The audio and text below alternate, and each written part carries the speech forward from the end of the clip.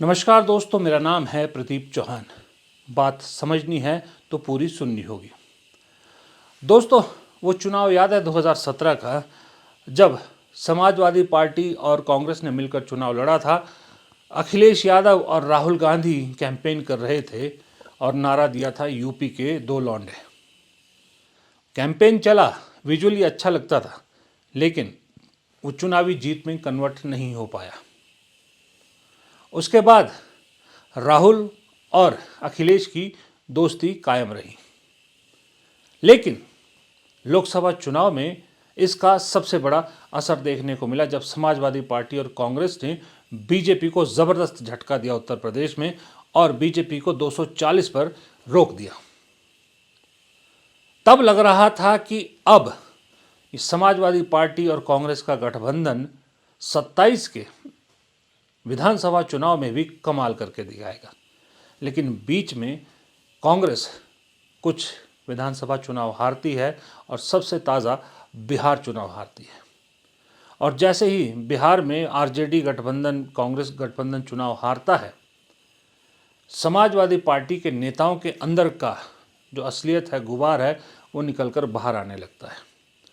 RJD पर कांग्रेस की हार का या उस गठबंधन की हार का जिम्मा डालने के बजाय कांग्रेस को बोझ कहने लगे और लगातार उत्तर प्रदेश में कांग्रेस को जलील किया जा रहा है समाजवादी पार्टी के नेताओं द्वारा। ये बयान हम लगातार सुन रहे हैं और जवाब कांग्रेस की तरफ से भी करारा दिया जा रहा है। कांग्रेस कह रही है कि हमें जलील होने की ज़रूरत नहीं, लेकिन समाजवादी पार्टी के नेता लगातार ये बात कह रहे हैं।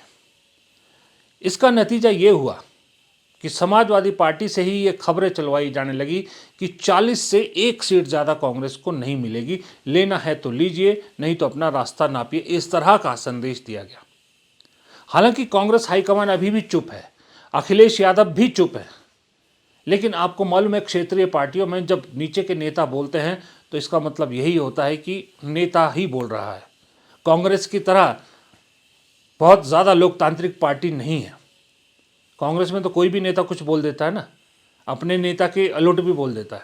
खैर, और ये बात कहीं ना कहीं अब राहुल गांधी, प्रियंका गांधी, मल्लिकार्जुन खड़गे या कांग्रेस के जो सीनियर लीडरशिप है, उन्हें भी ये बात समझ में आ रही कि उत्तर प्रदेश में समाजवादी पार्टी जिस तरह की बेइज्जती कांग्रेस की कर रही है, उस तरह से कांग्रेस के लिए अब बहुत मुश्किल हो गया कि समाजवादी पार्टी के साथ गठबंधन बन जाए। परसों के वीडियो में मैंने बताया था आपको, कल शाम के वीडियो में शायद, या परसों, हाँ, कि अगर उत्तर प्रदेश में अब समाजवादी पार्टी और कांग्रेस का गठबंधन होता है तो आप मान के चलिएगा कि कांग्रेस के ही अंदर बैठे समाजवादी पार्टी के समर्थकों की ही वजह से अगर होगा, अगर वो हुआ तो। वैसे अभी हालात मुझे नहीं लग रहे हैं, क्योंकि दोनों तरफ से जिस तरह के तीखे बयानबाजी हो रही है, उसके हिसाब से तो बहुत मुश्किल लग रहा है। एक बहुत बड़ा धड़ा कांग्रेस में, बहुत बड़ा धड़ा इस बात को समर्थन करता है, इस चीज़ का समर्थक है कि कांग्रेस को अकेले चुनाव लड़ना चाहिए, या फिर बहुत ही मजबूरी है तो बीएसपी के साथ गठबंधन करना चाहिए, वरना तो सबसे ज़्यादा पहली प्रायोरिटी तो अकेले चुनाव लड़ने की होनी चाहिए, क्योंकि इससे बेहतरीन मौका कांग्रेस को फिर नहीं मिलेगा, क्योंकि बीएसपी कमज़ोर है, बीएसपी का मैदान कांग्रेस के लिए खाली है।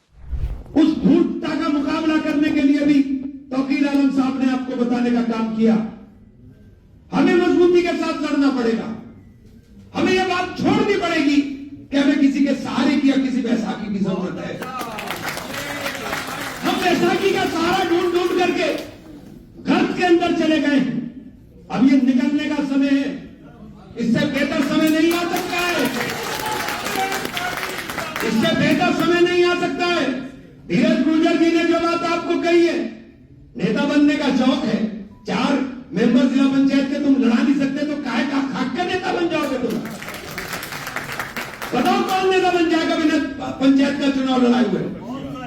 मैं आजाद उम्मीदवार जीता, आजाद जीता था, मैं समाजवादी पार्टी में था, समाजवादी पार्टी के कैबिनेट मिनिस्टर को चैलेंज करके जीता था। और जीतने का नुस्खा बता रहा हूं, जीतने का नुस्खा था, उससे पहले पंचायत का चुनाव था, मैंने पंचायत के चुनाव लड़ाए, कैबिनेट मिनिस्टर को लगता रहा कि मैं जीतता रहूंगा, हमारे साथी था, आज नहीं है दुनिया में। और मैं सच से चुनाव जीत करके 2007 में एमएलए बन गया था। कारण हर गांव में कार्यकर्ता खड़ा हो गया। आप जीतने का टारगेट ना रखोगे, आप 100% जीत जाओगे, गारंटी आपके हाथ में नहीं है। आप लड़ाओ। जिस दिन आपने लड़ाने का तय कर लिया, विधानसभा के अंदर जिस प्रत्याशी को चाहते कि मुझे चुनाव लड़ना है, पहले वो अपनी विधानसभा के अंदर जिला पंचायत का चुनाव लड़ाए। और जिला पंचायत के चुनाव में मैं फर्म से कह रहा हूं, मुझे नहीं पता मेरी कितनी औकात है, कितनी हैसियत है, लेकिन उसके लिए मर जाऊंगा। अगर जिला पंचायत चुनाव में तुम्हारा रिजल्ट अच्छा आ गया तो सारा मंच बैठा हुआ है, सारे आपके लिए लड़ जाएंगे। कोई आपकी मुखालफत करता रहे, आपको चुनाव लड़ाने का काम करेंगे। अब इमरान मसूद जैसा नेता कितना वोकल है आपने देखा ही है। दिल्ली में भी इमरान मसूद जो है वो अपनी बात धड़ल्ले से रखते हैं। वो जब ये कह रहे हैं कि अब हमें भीख मांगने की ज़रूरत नहीं है, कब तक कांग्रेस भीख मांगती रहेगी। बहुत बड़ा सवाल इमरान मसूद ने खड़ा किया है कि कब तक कांग्रेस भीख मांगती रहेगी। कभी आरजेडी से, कभी नेशनल कॉन्फ्रेंस से, कभी समाजवादी पार्टी से, कभी डीएमके से। वो पार्टी जो किसी वक्त इन सब से ऊपर हुआ करती थी, वो पार्टियां जो कांग्रेस से ही निकली, उनके सामने कांग्रेस को हाथ फैलाना पड़ता है, कांग्रेस को उनकी बातें माननी पड़ती है। सही में कांग्रेस कार्यकर्ता के नज़रिए से अगर आप देखें तो ये बहुत डिमोरलाइजिंग है। कांग्रेस का कार्यकर्ता बहुत ठगा महसूस करता, बहुत बेइज्जत महसूस करता, इसमें कोई शक नहीं। इसलिए इमरान मसूद की बात में दम है। अब इमरान मसूद जब ये बात कहते हैं तो समाजवादी पार्टी के नेता कांग्रेस की इस तरह बात करने वाले नेताओं को और जलील करते हैं। दुख होता है कि जिस तरीके से 24 में बड़े अच्छे तरीके से सब कुछ मतभेद मनभेद बुलाकर सब जो है साथ रहे और उनको एमपी बना दिया। आज में एहसान नहीं मानते, ना आपका मानते, ना समाजवादी पार्टी के किसी भी नेता का मानते। तो आपको लोगों को कहीं ना कहीं दुख होता है, यार हम लोगों ने इतनी मेहनत की है इनके लिए और फिर ये जो है कुछ भी नहीं मानते। चलिए कोई बात नहीं मानते ना माने, लेकिन लोगों को अपमानित करना छोड़ दें। राजनीति में कोई किसी का एहसान नहीं मानता, बहुत कम लोग हैं जो एहसान मानते हैं। ठीक है, फिर आप कहां कहां जवाब देंगे, किस किस को जवाब देंगे। आपकी हैसियत एक जिला अध्यक्ष ने आपको पार्टी से निकाल के दिखा दी थी, क्यों हमारे सामने बड़बोलेपन की बात करते हो। हम फिर कहते हैं, जनता ने आपको चुना है, जनता के काम करिए, जनता के मुद्दे उठाइए, जनता की खिदमत करिए, सेवा करिए और उन ताकतों से लड़िए जो समाज को बांट रही हैं। आप ईमानदारी से ये बताइए, हमसे यहाँ बीजेपी लड़ रही है या ये लड़ रहे हैं? बताइए, दिल पे हाथ रख करके यहाँ की जनता बताइए। जिले के दोनों बड़े नेता है इमरान मसूद, आसू मलिक, आपस में ही लड़ते हैं। जनता गुमराह हो रही है, जनता तैयार बैठी है 27 में कि निर्णय क्या लेंगे। नहीं, गलत बात। आशू मलिक कब लड़ते हैं?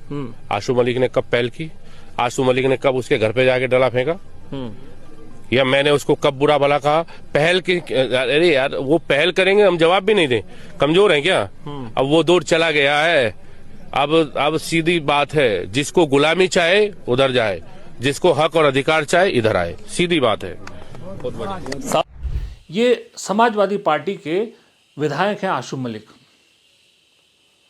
इमरान मसूद जैसे नेताओं को औकात दिखाने की कोशिश कर। अब बताइए, जब पार्टियों के बीच में इतना कलेश हो, इतना द्वेष हो, फिर वो गठबंधन कैसा हुआ भी तो वो बहुत ऊपरी होगा, बहुत कागजी गठबंधन होगा, नीचे ज़मीन पे नहीं उतरेगा। और मैं तो कहता हूँ कांग्रेस को इस गठबंधन से अब बचना चाहिए, क्योंकि कहीं खुदा ना खास्ता 60-70 सीट पे कांग्रेस मान गई। कांग्रेस हालांकि 100+ मांग रही है और समाजवादी पार्टी कह रही है 40 देंगे। मान लीजिए 60-70 पे कहीं बात बनती है और खुदा ना खास्ता गठबंधन चुनाव हार जाता 27 का, तो जैसे बिहार का ठीकरा कांग्रेस के सिर फोड़ा गया है, उत्तर प्रदेश का सारा ठीकरा कांग्रेस के सिर फोड़ा जाएगा। और इस पे बीजेपी भी मजे लेती है। बिहार के चुनाव में कभी देखा आपने बीजेपी ने ये बोला हो कि आरजेडी को हमने चुनाव हराया, आरजेडी की वजह से हराया? वो कांग्रेस को ही निशाना बनाती है बिहार के चुनाव में भी, जबकि कांग्रेस तो बहुत छोटी पार्टनर थी, बड़ी पार्टनर तो आरजेडी थी। उसी तरह से उत्तर प्रदेश में भी योगी आदित्यनाथ बेशक अखिलेश यादव को चुनाव हराने के बाद निशाना बनाए या जो भी वहाँ मुख्यमंत्री बनेगा, लेकिन दिल्ली लेवल पे निशाने पर कांग्रेस ही रहेगी। जबकि 403 में से अगर 70 सीट कांग्रेस लड़ती है तो क्या स्टेक हुआ कांग्रेस का। तो जब ऐसे भी और वैसे भी हार के लिए जिम्मेदारी पड़नी ही है, आप ही को जिम्मेदार ठहराया जाना है, आप ही को बलि का बकरा बनाया जाना है, तो क्यों नहीं आप अकेले लड़ते। 403 पे खड़े कीजिए, 403 में से दम भी देखिए अपना कि उत्तर प्रदेश में कितना दम है आप में। इमरान मसूद की बात से मुझे फिर एक बात याद आई कि जब पंचायत लेवल से चुनाव लड़ना आप शुरू करते हो तो ऑटोमेटिक कार्यकर्ता खड़ा हो जाता है आपका, और जब गांव देहात कस्बे में मंडल में शहर में सब जगह आपका कार्यकर्ता खड़ा होता है तो कार्यकर्ता खड़ा ही नहीं होता, पार्टी को भी खड़ा करता है। अब 403 में से गठबंधन में 70 लड़के अगर आप 10 भी ना जीत पाए, उससे अच्छा ये नहीं है कि अकेले लड़ो, 403 पे लड़ो और 15-20 सीट जितनी भी जीतो, चाहे 10 ही जीतो, अपना जो है अपना कमाया हुआ है ना। वहाँ तो गठबंधन में जो भी जीतोगे वो समाजवादी पार्टी के खाते में जाएगा। जैसे कि लोकसभा चुनाव में कहा जा रहा है कि कांग्रेस ने जो भी 6-7 सीटें जीती है वो इसलिए जीती है कि समाजवादी पार्टी ने उनका समर्थन किया और समाजवादी पार्टी का सपोर्ट उनको हुआ, वो ट्रांसफ़र हुआ। यहाँ तक कि राहुल गांधी की जीत को भी उसी के में ले रहे हैं। जबकि इसका उल्टा भी हो सकता है कि समाजवादी पार्टी इसलिए जीती कि कांग्रेस का वोट उनको ट्रांसफ़र हुआ। इसी तरह से विधानसभा चुनाव में 10 भी सीट कांग्रेस जीतेगी, हार का ठीकरा भी कांग्रेस को होगा और वो 10 सीट जीतने का श्रेय समाजवादी पार्टी लेगी। उससे बेहतर है अपने दम पे लड़ी। और जैसा मैंने पहले कहा, लगता है कि नहीं अपने दम पे लड़ने का वक्त नहीं है, इतनी तैयारी नहीं हो सकती, तो फिर मायावती ऑप्शन फिलहाल मुझे ऐसा लगता है समाजवादी पार्टी से ज़्यादा बेहतर है। क्योंकि समाजवादी पार्टी सत्ता में आ भी गई कांग्रेस के साथ तो भी कांग्रेस को कुछ बहुत बड़ा मिलने वाला नहीं है। एक आध मंत्रालय कोई मिल गया तो उससे कांग्रेस का भला होने वाला नहीं है। इससे बेहतर है मायावती के साथ लड़के अपनी ज़मीन मजबूत कीजिए और 29 की तैयारी कीजिए। 27 के विधानसभा चुनाव को एक टेस्ट के रूप में लेना चाहिए और यही चीज़ कांग्रेस में फिलहाल सेंटिमेंट यही है कांग्रेस का। इसलिए मुझे लगता है कि अब की बार 27 में यूपी के 2 लॉर्डों की जुगलबंदी होना फिलहाल संभव नज़र नहीं आ रहा है। और ये ना होना सही में कहूँ तो दोनों ही पार्टी के लिए अच्छा है, क्योंकि दोनों को अपनी अपनी असली औकात भी पता लग जाएगी। फिलहाल इस वीडियो में इतना ही। प्रदीप चौहान को दीजिए इजाज़त। नमस्कार।